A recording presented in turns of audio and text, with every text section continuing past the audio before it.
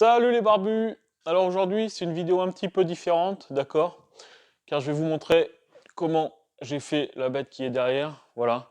En fait, on est pas mal débordé en ce moment à l'atelier et on a un gros chantier, on a un appartement à agencer, on a pas mal de meubles à faire dedans.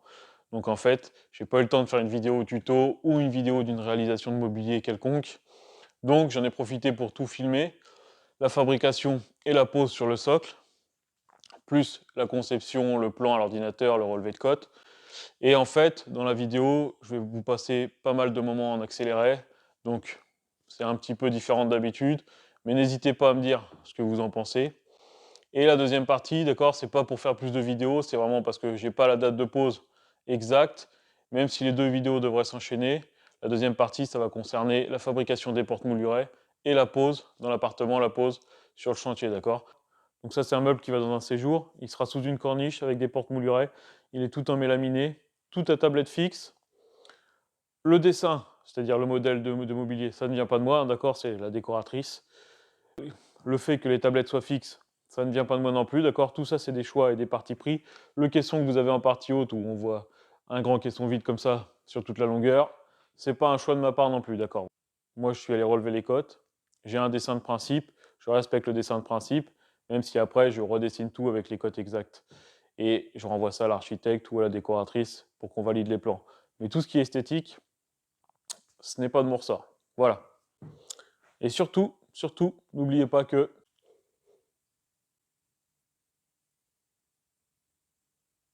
Voilà, c'était pour la petite blague. Bon visionnage les barbus, et on se retrouvera pour la pause dans une prochaine vidéo.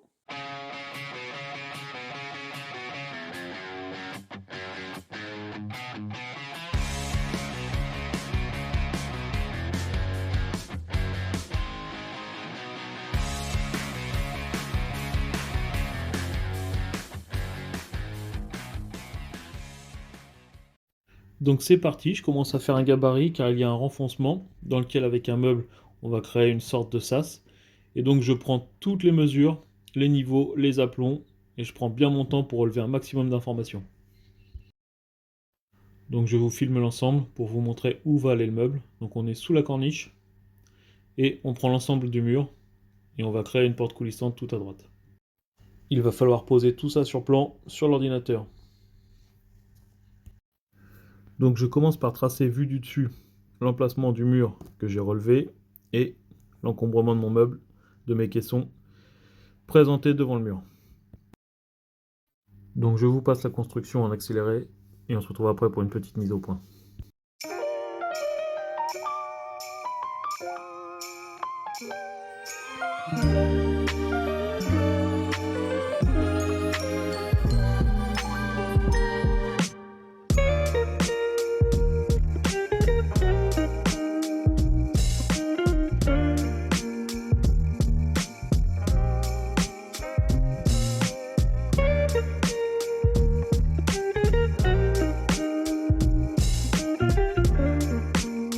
Donc voilà les barbus, je vous fais le petit topo, j'ai retracé en vert le mur que j'ai relevé là-bas, donc c'est à l'intérieur du mur, hein, je trace pas les épaisseurs de mur, ça c'est pas le but ici. Vous avez votre porte coulissante qui ferme ici, qui arrive dans un petit nez, d'accord, pour bien étancher du son et tout ça. Elle coulisse derrière le meuble, donc ce meuble-ci est moins profond. On fait une feuillure dans le montant extérieur pour pas voir la tranche du fond, voilà. Et là j'ai divisé en fait, je suis parti des portes, parce que l'important ça va être le visu, ça va être la façade. Donc je suis parti des 6 portes. Donc j'ai divisé la zone en 3, 1, 2, 3 parties égales. Et après j'ai redivisé les 3 parties égales avec ce petit trait, c'est les joints de porte, donc en 6. Vous allez ouvrir cette porte là, la première porte à gauche, vous allez l'ouvrir, vous allez rentrer dans une espèce de sas, où vous allez avoir un meuble ici, avec des étagères, et un meuble sur la droite avec des étagères, d'accord? Cette porte-là, vous pouvez l'ouvrir aussi pour rentrer. Il faudra bien penser à percer le côté de ce caisson-là pour pouvoir mettre les charnières. Voilà. Ici, vous ouvrez la double porte, c'est un caisson fonderie, c'est lambda. Ici, vous ouvrez la double porte, c'est un caisson étagère, c'est lambda. Rien de bien méchant. Voilà. Donc, je vais pouvoir passer la vue de face et je vous refais un topo à la fin. Donc, Voilà les barbus à quoi ça ressemble. En vue de face, version meuble ouvert, d'accord. Il n'y a pas les portes de dessiner. Donc en vue de face, on voit nos tablettes au fond, notre meuble latéral avec les trous pour laisser passer les charnières. D'accord, notre tringle penderie ici. En haut, c'est des caissons vides, je pense que c'est fait pour ranger de la valise ou autre. Et ici, de la tablette partout. Voilà, tout bêtement, et la porte coulissante fermée sur le côté, donc avec un bandeau pour cacher le rail, et une redescente pour encaisser la porte. Voilà, c'est assez haut sous plafond, hein, il y a presque, enfin sous corniche, il y a quasiment 3 mètres. Donc ça va être assez sympa. J'ai fait une petite mise à jour, c'est qu'il y a un meuble, des petites étagères en biais ici en fait, pour attraper le recoin. Donc cet ensemble va être assez complexe. Enfin complexe, c'est pas ultra complexe, mais il va falloir faire ça avec application pour pas se tromper. Donc il va falloir monter tout ça bien à blanc à l'atelier pour pas avoir de surprise sur le chantier. Donc voilà. Comme on a pu le voir, je passe 1 cm de vide derrière le meuble. Voilà. Ça touche nulle part, comme ça les murs respirent. Et en plus on n'est pas gêné par le niveau. Voilà, et donc je vais attaquer. Ça c'est avec les portes, mais je vais attaquer le dessin parce qu'en fait toutes les portes vont être moulurées, comme les portes de communication existantes.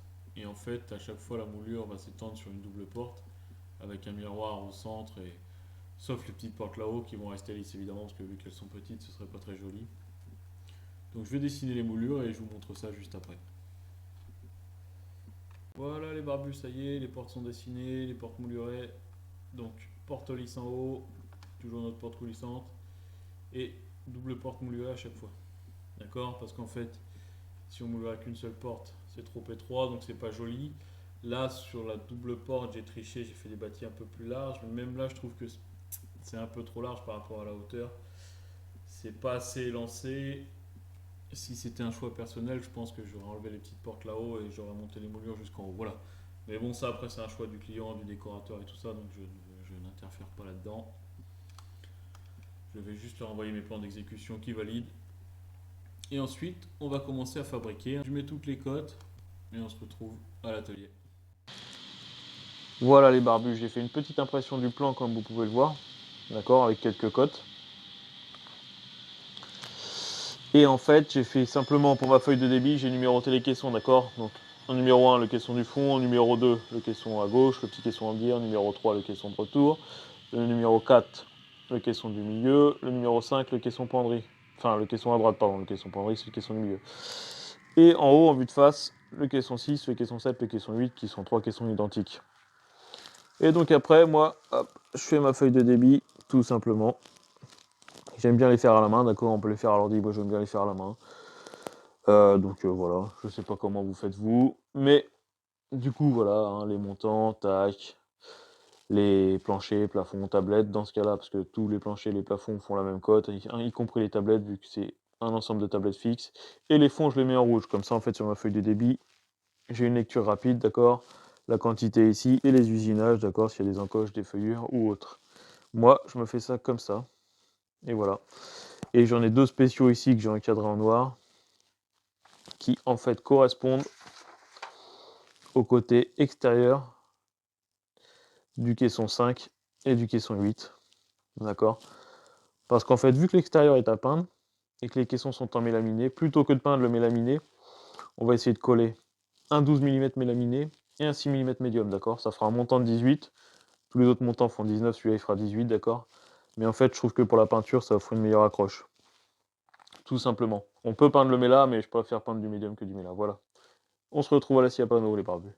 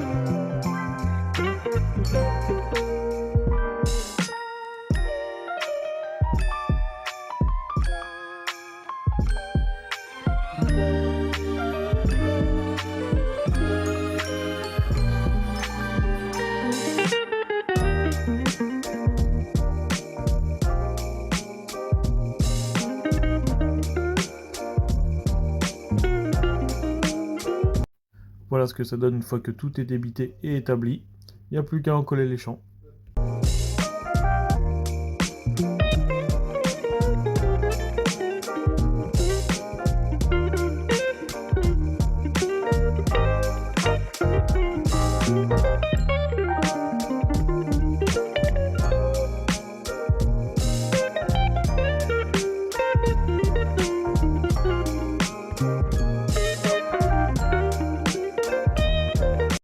Boum, boum, boum, boum. Allez, une deuxième personne en sortie de machine parce que là, il faut envoyer le pâté.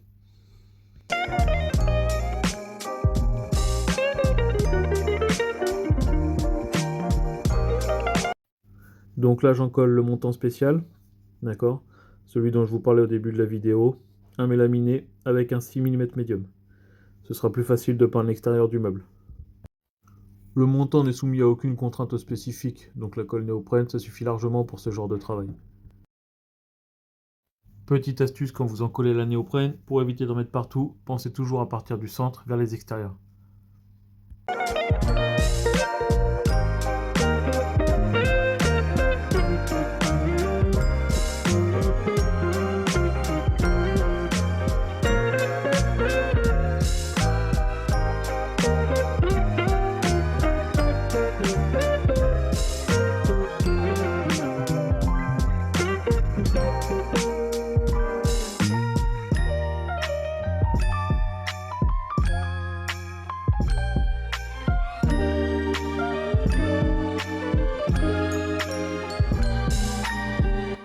Une fois que le montant est prêt, je passe à la fabrication des socles.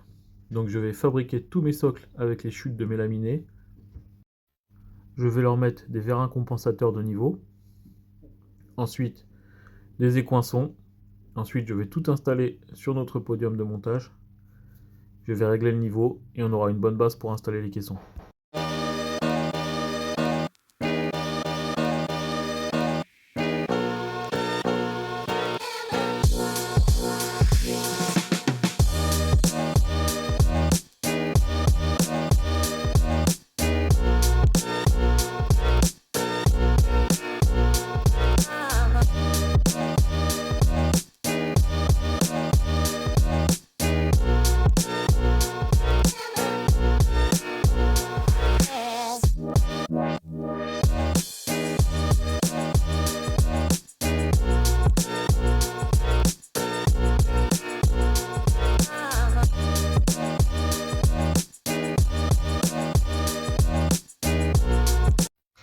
Les socles sont reliés entre eux par des lamellos. Il n'y a plus qu'à régler tout ça de niveau.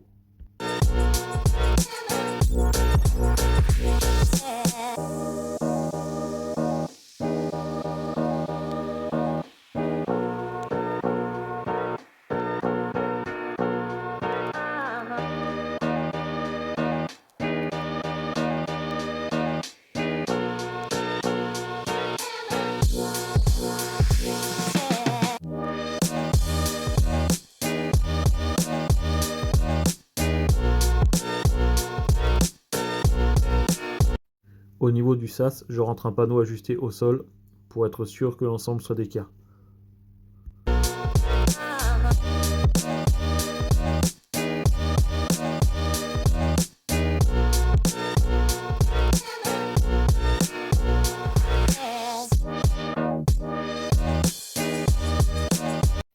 Et voilà ce que ça donne une fois l'ensemble des socles posés.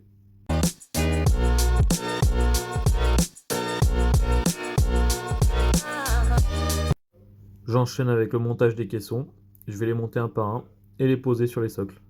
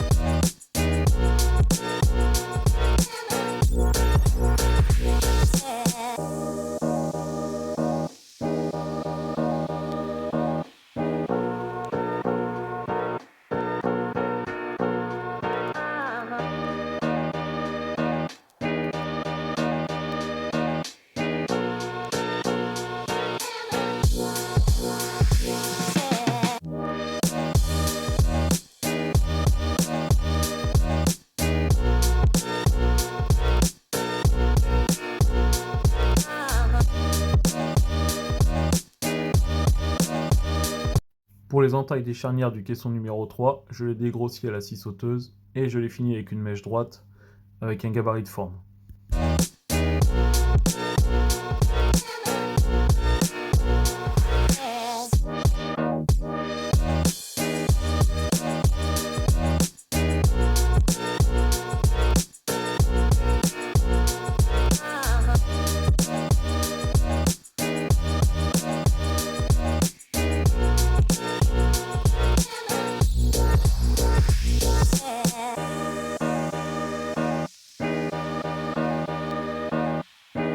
Je continue l'installation avec la pose de mon fileur de gauche qui sert aussi de base pour mes charnières et le plafond du sas.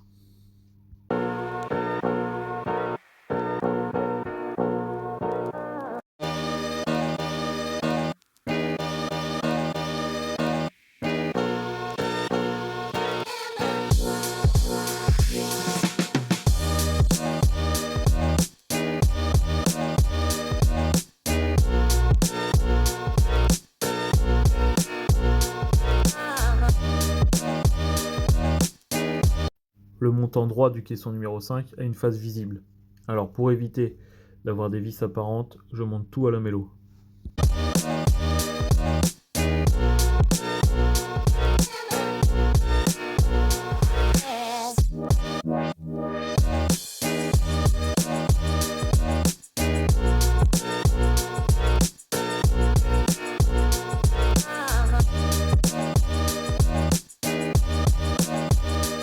Et enfin l'installation des 3 caissons hauts identiques.